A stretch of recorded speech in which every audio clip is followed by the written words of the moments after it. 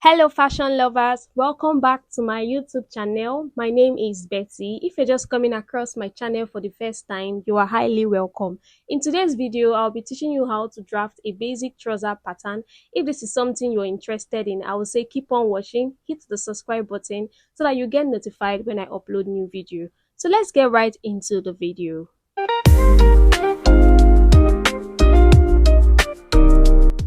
The first thing we ought to do is to mark our start line. So I just marked 1 inch on the edge and also 1 inch on this side. So I'll just use my marker to make that visible.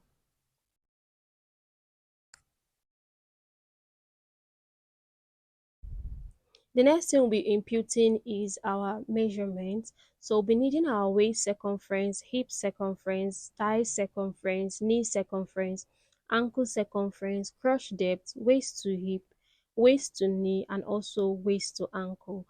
Now that is done, the next thing is to impute our measurements. We'll start by imputing the vertical measurement. But before that, let's go ahead to label our top line. You can label it as start line or waistline. But for my case, I'll be labeling it as start line. The next measurement we'll be getting is the crotch depth. Okay, so you just sit on a stool on a flat surface, and then you take your measurement from your waist to where your butt is touching the stool. So once you have achieved that, that is your crotch depth. Okay, so that's what I did. For my case, I have 11 inches, so I just went ahead to mark that down and rule it with a straight ruler. We'll just go ahead and label that as crotch line. The next measurement we'll be imputing is the waist to knee. Okay, so you basically just take your measuring tape from your waist to your knee and then you mark it down. For my case is 23 inches, so I just went ahead to mark it as different intervals of the paper before connecting with a straight ruler. After connecting, the next thing I did was to just label that down.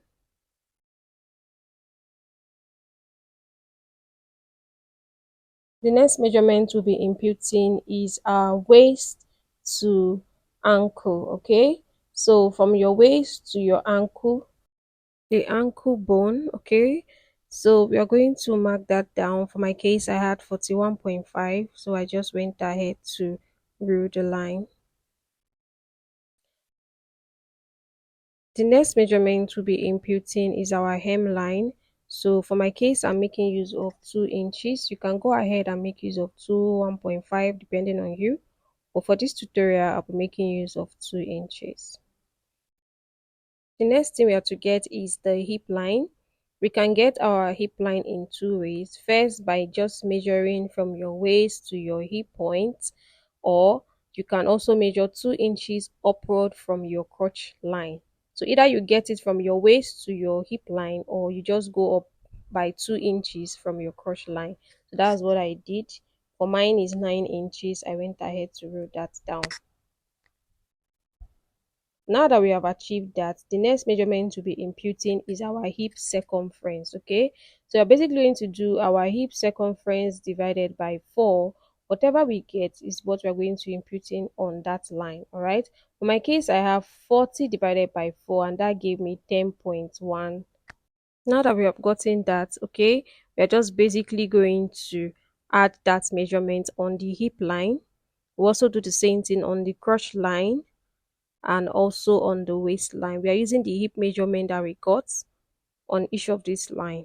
Then we connect it using a straight ruler.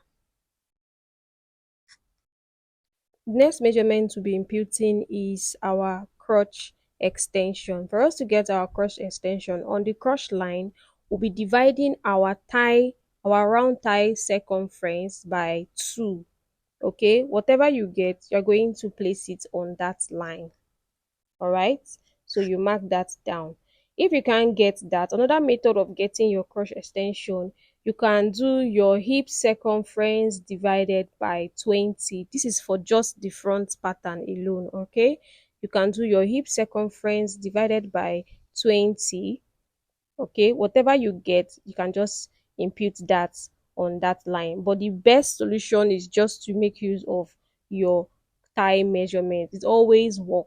So just make use of your thigh measurement like I did.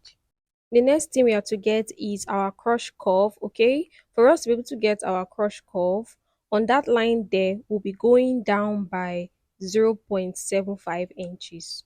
So we'll just mark 0.75 inches on that line.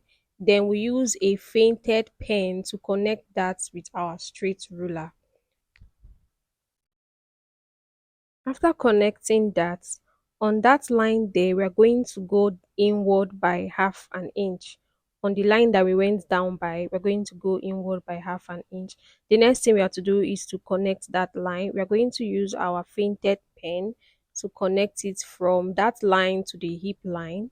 And next, we are going to use our curve ruler to connect from that line or from that point that we mark, which is our thigh line, to the hip line. To be sure that the curve is not too deep, we need to make sure that it is at least 1 inches. Okay.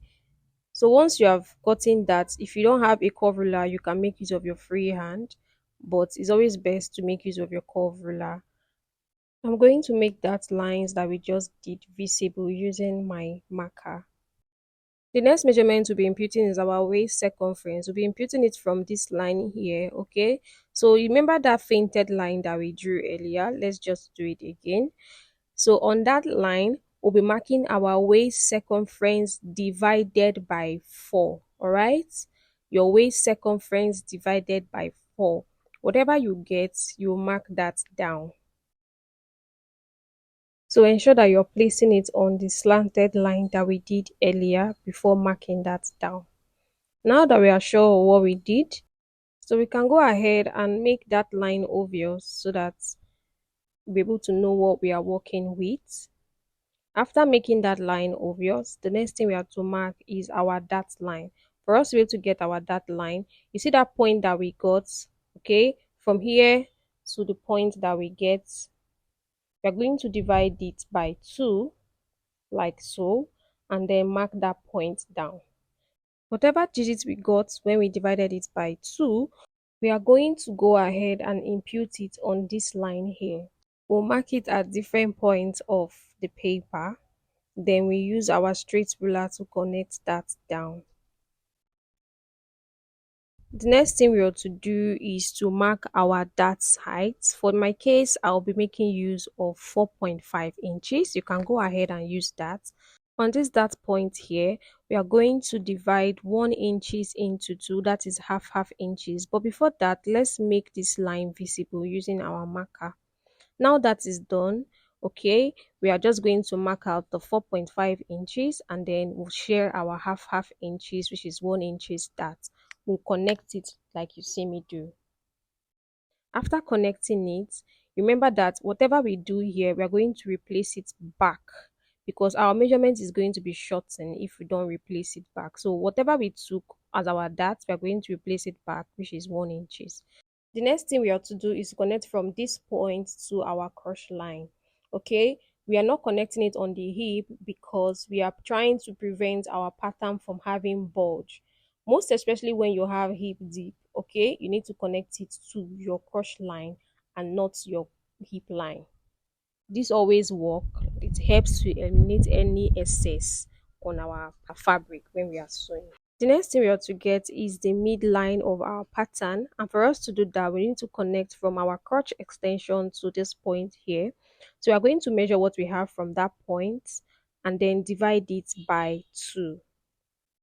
So whatever we get on that line, we are going to move it to the knee line. So half of that measurement, we are going to move it to the knee line. We'll mark it down. We'll do the same thing for the ankle line. We'll mark it down, and also the hem line. Now that is done, there's something I like to do on this ankle line.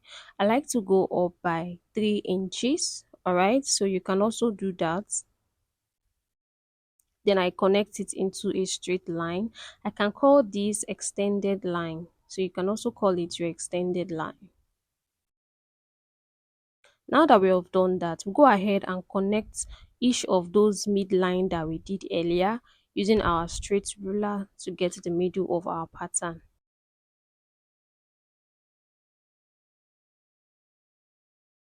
Now that we have done that, the next thing is to impute our knee circumference. Okay, so this is how you're going to take your knee circumference. Place your measuring tape round the knee, and then you go ahead to tilt your knee or bend your knee just like the second picture.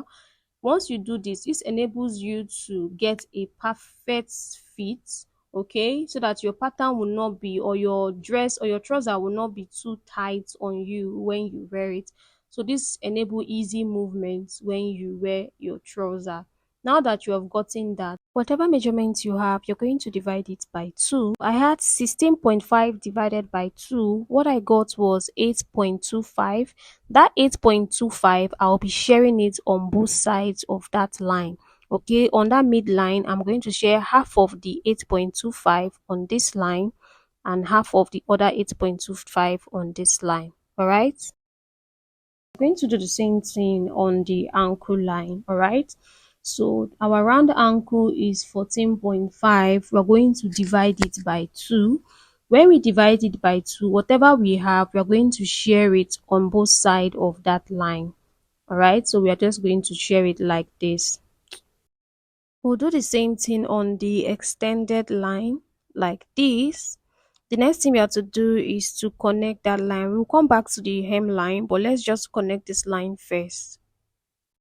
Using the straight ruler, we'll connect it from the knee to the extended line and also the ankle line. All right. Then we'll use our curve ruler to connect from the crotch extension line to the knee line. We'll also do the same thing from the crotch extension line here to the knee line. We're going to blend that point properly. After blending that, the next thing we have to do is to focus on the hemline. Now, this is what we are going to do on the hemline.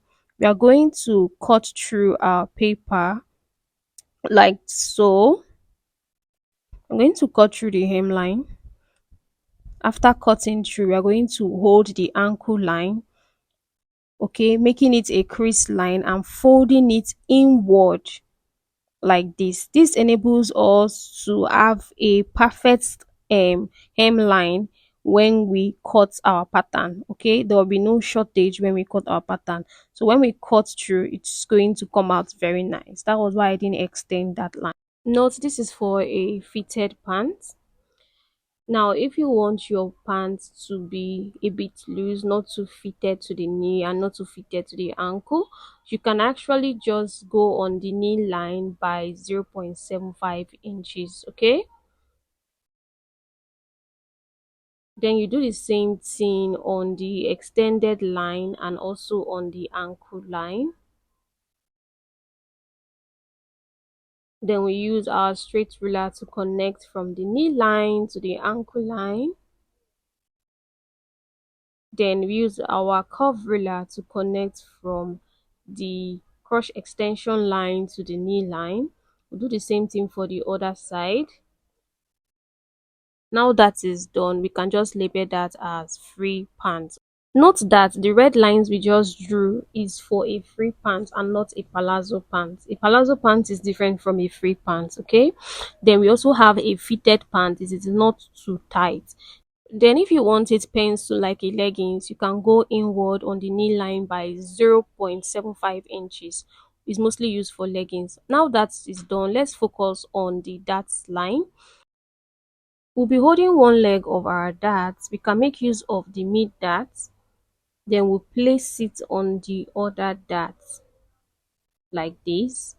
Then we use our straight ruler to connect that point. Now this helps to prevent us from having shortage. So once that is done, the next thing is to open that up and connect it again with our straight ruler. Remember, this pattern is without allowance. We have not added any allowance on this pattern. So you can go ahead and label that down so you do not forget. All right. We'll be using the front pattern to cut the back pattern, okay? If you want to make use of the free pants, you can go ahead and cut on the red line. If you want to make use of the fitted pants, you can go ahead and cut on the blue line. For this tutorial, I'll be making use of the blue line. To mark your pocket line, on the waistline you will go inward by 2 inches, and still on that line you will go down by 7 inches. You can make use of 7.5 like I did, okay? Then we'll connect that using a straight ruler. We can also label that as our pocket line. When we want to cut for the band, is going to affect this pocket line. So when we get to that part of the tutorial, I'm going to explain what you're going to do. But for now, we should just cut through the pattern because we are basically done for the front pattern. Remember, we'll be making use of the front pattern to cut the back pattern. When cutting through the pattern, ensure that you don't cut through the waistline. Okay, cut on the start line. I made that mistake by cutting through the waistline and I had to later go back and tape it down. So don't make the same mistake as me. Ensure you cut through the start line instead. That's basically all for the front pattern. In our next tutorial, I'll be showing you how to make use of your front pattern to draft the back pattern. Thanks for watching. See you in my next tutorial.